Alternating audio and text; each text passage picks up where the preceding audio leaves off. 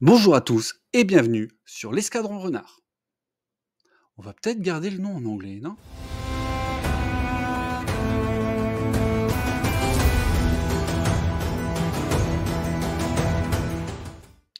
Alors aujourd'hui, c'est la première de ce que je pense devenir une série de vidéos, c'est les pourquoi j'aime. Donc je vais m'intéresser à des unités, donc généralement que je joue ou que j'affronte assez régulièrement, et puis vous expliquer pourquoi je les aime bien. Il y aura peut-être aussi des pourquoi j'aime pas, on verra. On verra comment ça va évoluer. Alors pour ce premier épisode, je vais commencer avec ce qui est certainement mon unité Stark préférée, à savoir la cavalerie Stark. Alors j'en ai déjà parlé dans une précédente vidéo, la grande force des Stark, c'est la mobilité et l'agression. Alors avec la cavalerie Stark, on va peut-être faire un peu un pas sur l'agression, mais c'est certainement ce qu'il y a de plus mobile.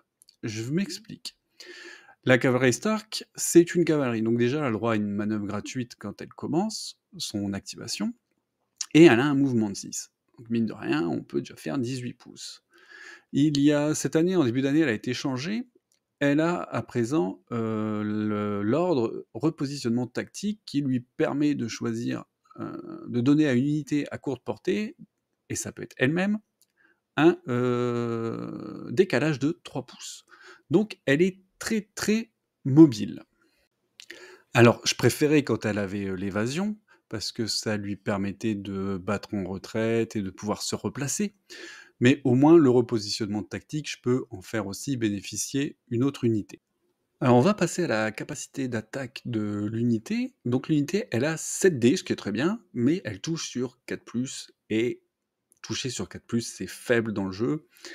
Mais en même temps, pour une unité qui coûte 6 points, c'est pour une cavalerie qui coûte 6 points, c'est plutôt normal.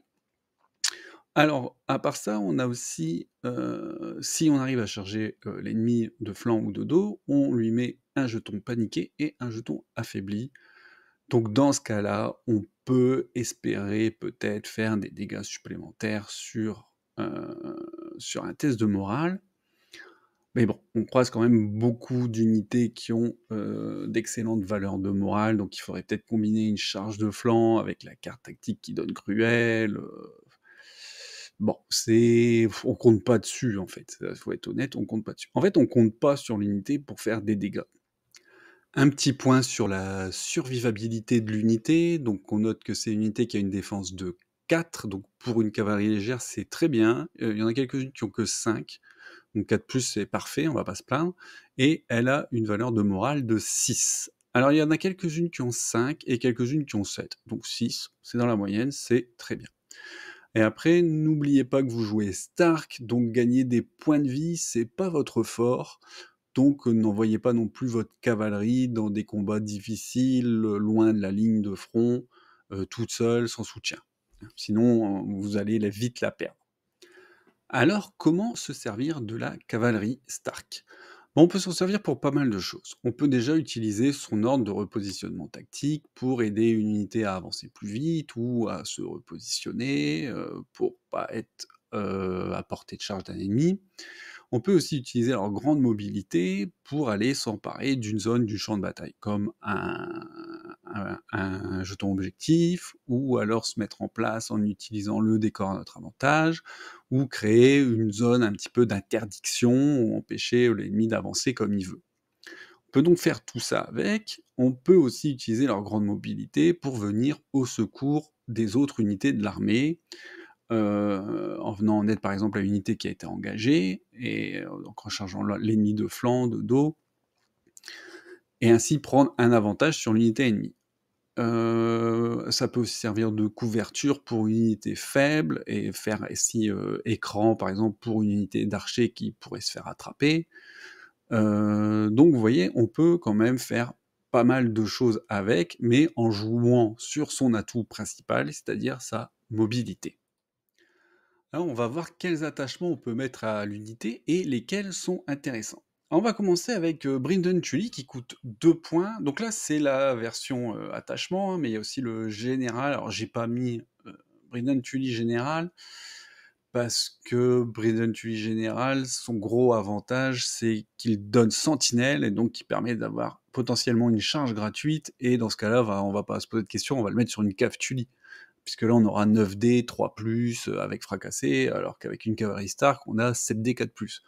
Donc on passe sur Brindon général, on va regarder Brindon attachement. Donc Brindon attachement, il a marqué la cible, hein, qui permet de mettre un jeton vulnérable sur un ennemi à portée longue, et il a aussi attaque de flanc, qui permet donc de mettre l'unité en réserve au début de la partie et de la faire arriver par la suite sur un flanc de table.